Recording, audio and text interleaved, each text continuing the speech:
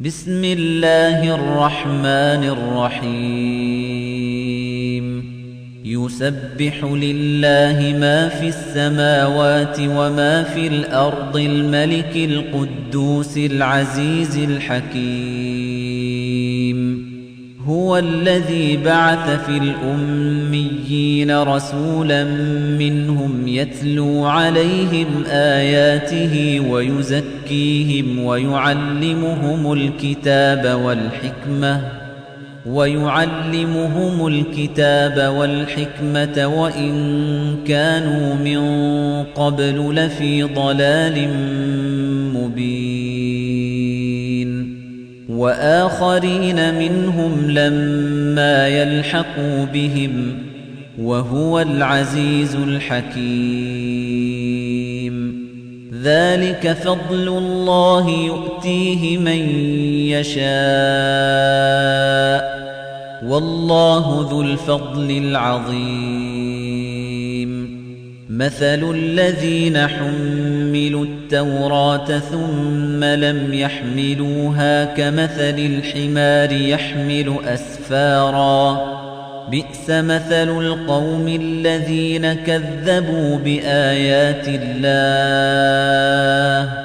والله لا يهدي القوم الظالمين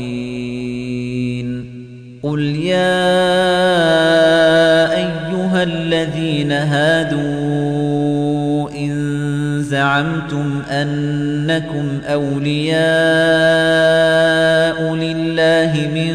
دون الناس فتمنوا الموت إن كنتم صادقين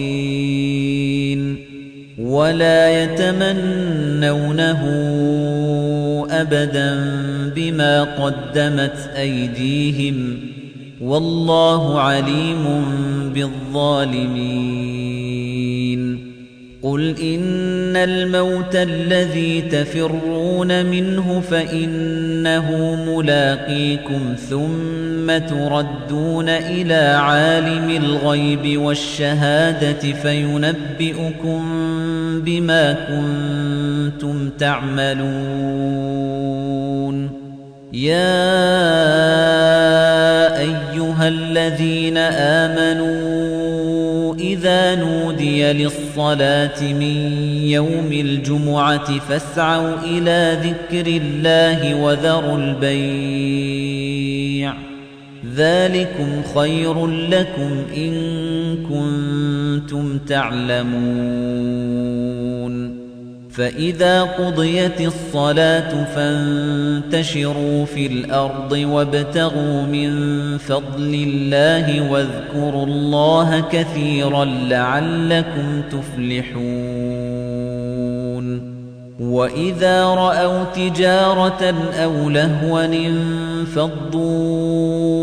إليها وتركوك قائما قل ما عند الله خير